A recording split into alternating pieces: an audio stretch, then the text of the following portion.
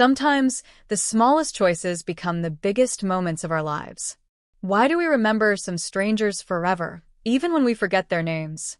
Why does a simple act of kindness stay in our memory longer than anything else? This story begins with something ordinary, a lost wallet. But what happened next was anything but ordinary. It wasn't about money, or reward, or even gratitude. It was about honesty, empathy, and how a stranger can unknowingly become someone's greatest blessing. But before I tell you how one small act changed everything, make sure you're subscribed to Incident Log TV. And tell me in the comments where you're watching from. It warms our heart to see how far humanity travels. Now, let's begin. It was one of those slow, rainy afternoons where the world feels quieter than usual, as if time itself is taking a deep breath. The street was almost empty, except for the soft patter of raindrops tapping gently against forgotten shop windows. A young man named Ion walked with his hands tucked into his jacket, not rushing, not thinking, just existing, letting the rain wash away the stress of the day. He stopped for a moment near an old cafe, watching raindrops slide down the foggy glass, where two elderly friends were quietly sipping tea and smiling. That simple sight, of two people sharing warmth amidst the cold, made him pause, reflect, and feel something quietly comforting. He took a few steps forward, and that's when he saw it, a small, soaked wallet lying half-hidden under a bench, as if waiting patiently to be noticed. Ion picked it up carefully, brushing off rainwater, noticing it was old, worn, and carefully kept, the kind of wallet people don't replace, not because they can't, but because it holds memories. His fingers hesitated before opening it, as if he somehow knew that inside, there might be more than just money or cards, maybe a piece of someone's life. He looked around, no one nearby, just the sound of rain, a distant car horn, and the feeling that he was holding something important. For a moment, a very human thought crossed his mind. Should he just leave it there? He felt both curious and cautious, his heart whispering, "This isn't just lost. It's missed." As he stood there, wallet in hand, something changed. The quiet afternoon felt heavier, more meaningful, as if life had gently handed him a choice. Anyone could have walked past it. Anyone could have ignored it. But in that moment, it felt like it found him specifically. He wasn't rich, he didn't own much, but kindness didn't cost him anything. He looked at the wallet again, not as an object, but as someone's memory, someone's belonging, someone's story waiting to be returned. He didn't know it yet, but picking up that wallet was the beginning of something much bigger than he could ever imagine. Ion stood under the small shade of a bus stop roof, watching the rain slowly soften. He opened the wallet gently, not like someone searching for money, but like someone opening a fragile memory. Inside, there were no credit cards, no cash, no IDs, just two old photographs, slightly faded and worn from being held often. One photo showed an elderly couple, smiling, holding hands, their eyes full of warmth. The other photo had a single woman, much younger, laughing so naturally that even through the faded picture, he felt her joy.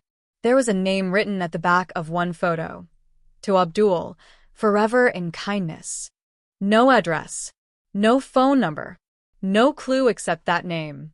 He looked at the photos again. This wasn't about ownership. It was about significance. Ion looked around. No owner in sight, no one searching, no voice calling out for help. For a moment, his thoughts drifted. He could simply walk away. He had tried. He had looked. No one would ever know. No one would question.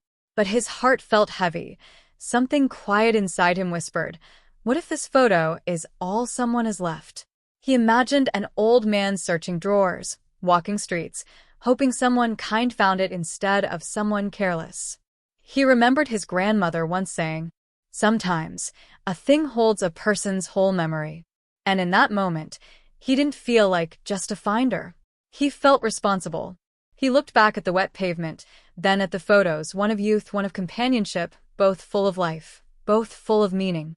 He gently closed the wallet, placed it close to his heart, and whispered softly, "I'll find you." This was no longer about returning a wallet. It was about returning a memory.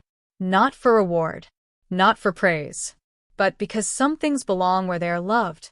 He stepped back into the rain, Not sure where to start, but certain of one thing. This act, though small, felt right. The rain had slowed, but the sky was still gray, the kind of weather that makes people walk a little slower and think a little deeper. Ion walked through the narrow streets, asking the shopkeepers, cafe workers, and passers-by if they knew someone named Abdul who might have lost something precious. Most shook their heads with polite sympathy. Some simply said, "People lose things every day," as if it were nothing. But to him it wasn't nothing. He wasn't just returning a wallet. He was returning something that clearly held love, memory, and a story. He checked the old post office, a pharmacy, even the dusty newspaper stand that hardly saw customers. No luck. No answer. But his heart didn't let him give up. With each step, a quiet doubt whispered, "What if I never find him?" But right beside that doubt was another whisper, softer but stronger. "But what if I do?" He remembered the old photograph, two hands holding, smiles that looked like they once had so many stories to tell. Someone had kept that wallet safe for years, maybe decades, not because of what it carried, but because of who. And strangely, with every question he asked, every street he searched, he began to feel connected, as if he was not just looking for a person. He was searching for a memory that didn't want to be forgotten. Hours passed. He could have gone home. He could have left the wallet at a lost and found. He could have said, "I tried." But something deep inside him didn't agree. Kindness, he realized, doesn't always happen in grand gestures. Sometimes it happens in quiet persistence, in the willingness to care, even when no one is watching, even when no one would blame you for walking away.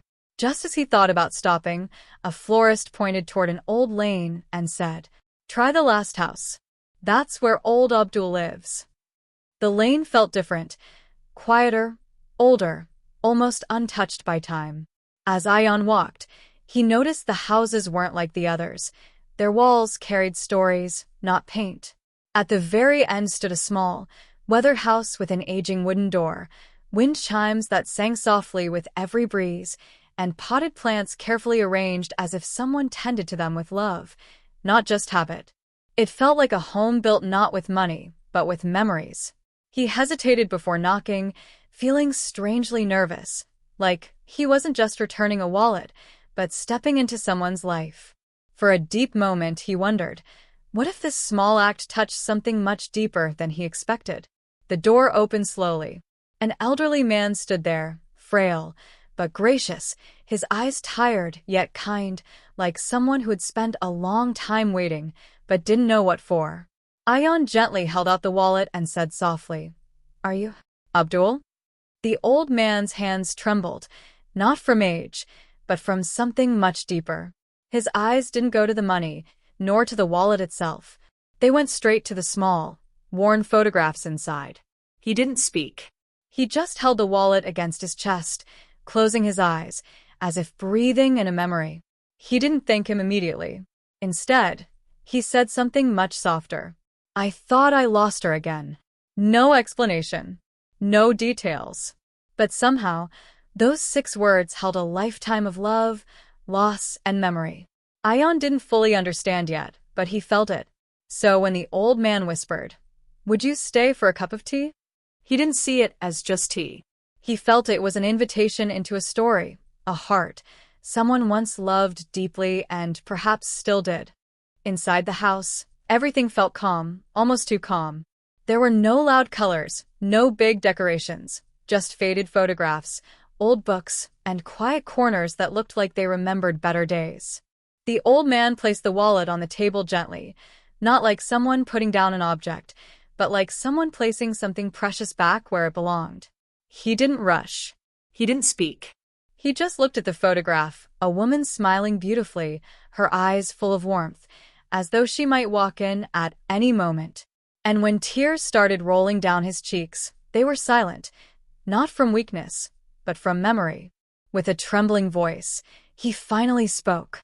"She was my wife, Saima, my only friend, my home, my biggest prayer." He gently ran his fingers over the picture, as if he could still feel her presence through it. He said she used to tuck little notes inside his wallet, tiny messages, blessings, reminders to smile. That wallet was never just a wallet. It was a story keeper. Even after she passed, he kept it close, not because he needed it, but because it reminded him he was once loved so deeply, and that love never really leaves. Ion watched quietly, feeling something shift inside him. He realized that returning the wallet was not just an act of honesty, it was an act of healing. It brought back a memory, a smile, a moment that time had tried to fade but couldn't erase. Sometimes, kindness doesn't fix everything. It can't stop the rain. It can't bring back the people we miss. But it can remind someone that they are not forgotten. And sometimes that is enough. The old man held the wallet like a fragile piece of yesterday. With careful hands, he opened it, not to show valuables, but to share a moment frozen in time. He showed Ion the photograph of the younger woman, the one with the effortless smile, the kind that looked like sunshine captured on paper. "That was Saima," he said softly, "on the day she taught me the meaning of kindness." She wasn't rich, she wasn't famous, but she had a way of making everyone feel seen, heard, valued. He smiled through misty eyes and said, "She didn't collect things. She collected moments." He shared how they first met. He was lonely, living quietly, unnoticed in a busy world. She was the kind of person who remembered everyone's name, even the mailman and the tea seller. One day, she found his lost wallet and returned it, not with money inside, but with a handwritten note that said, "Honesty finds its way home." From that day, he never forgot her. Not because she returned the wallet, but because she returned something he had lost long before: faith in human kindness. Ion sat in silent awe, not of the story, but of the power it held. He realized this wallet had carried more memories than money could ever hold. It was love folded into leather, time stitched into tears. Proof that some objects don't just belong to us. They belong to our heart because they carry stories of the people who shaped it. And in that moment, Ion didn't just return a wallet. He returned a memory, a moment of love, a piece of someone's heart. The rain outside had stopped, but inside, something else had quietly begun. A soft, unexpected companionship. The old man slowly prepared tea, not rushing, not speaking much, as if every movement held memories of making tea for someone he once loved. The room smelled of cardamom, old wooden furniture, and something deeper, a sense of home that didn't belong to the place but to the feeling. Ion sat across from him, not as a stranger, but as someone who had unknowingly walked into someone's story and stayed to listen. There were no dramatic words, just a calm silence that felt strangely healing. They talked about small things, about morning walks, tea recipes, and how life feels different when someone waits for you at home. The old man spoke of his late wife, not with sadness, but with gentle gratitude, as if he didn't lose her. He just carried her differently now. Ion didn't interrupt. He just listened, fully, respectfully, the way we listen when the heart pays attention, not just the ears. Sometimes, that's all people really need. To feel heard, seen, remembered. They didn't solve anything. They didn't change the past. But something quietly shifted. Two strangers one afternoon, sharing tea, stories, and unspoken healing. Ion realized he had not just returned a wallet. He had returned a moment of togetherness to someone who no longer had anyone to share life's little moments with. And maybe that's what kindness really is. Not fixing everything, but simply making sure someone doesn't feel alone while they heal. Days turned into weeks. Ion found himself walking the same lane, thinking of the old man's quiet smile and the soft aroma of tea that filled the house. What began as a single act of returning a wallet slowly became a habit, one he didn't plan, one that felt natural. He arrived sometimes with a book, sometimes just to sit quietly, sometimes to share small laughs over memories he didn't live, but felt as though he did. Each visit left a warmth in his chest, a quiet reassurance that he was part of something bigger than himself. Backhand index pointing right. Isn't it remarkable how kindness can evolve into belonging? Did Saima ever tell you about the garden she loved? The old man asked one afternoon, eyes sparkling despite age. No, tell me, Ion replied, leaning in, genuinely curious.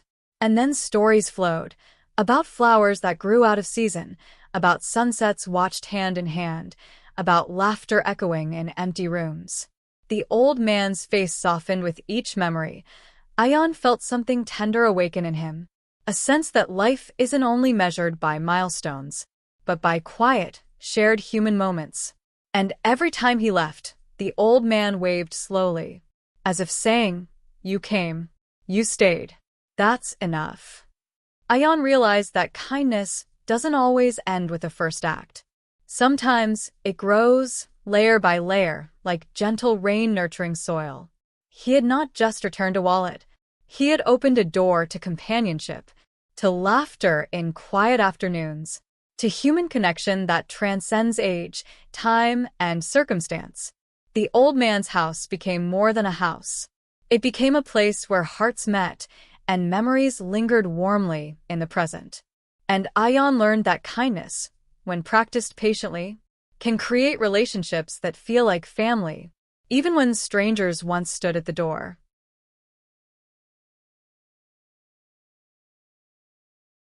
A few days after the old man passed, Ion returned to the small, weathered house one last time. The air smelled faintly of dried tea leaves and old wood. On the table, where they had shared countless quiet afternoons, sat an envelope addressed to him in careful, flowing handwriting. He picked it up slowly, feeling the weight of the paper in his hands. Not heavy, but meaningful, like a hug from the past. He opened it carefully, as if the words inside were fragile memories waiting to be spoken aloud. And as he read, tears blurred the lines, because each sentence carried warmth, gratitude, and love that had survived time itself. The note read softly, "Dear Ion, thank you for returning more than a wallet.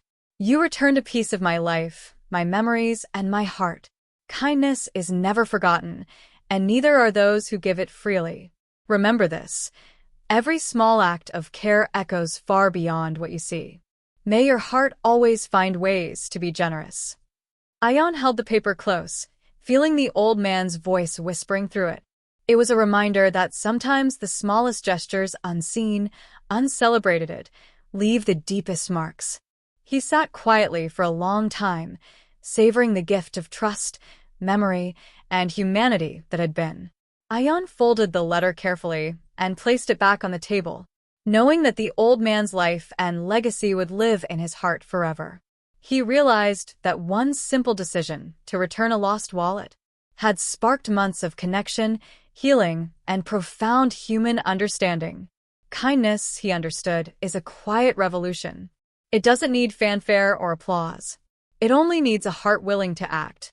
And as he walked away from the old house for the last time, he carried a simple truth with him.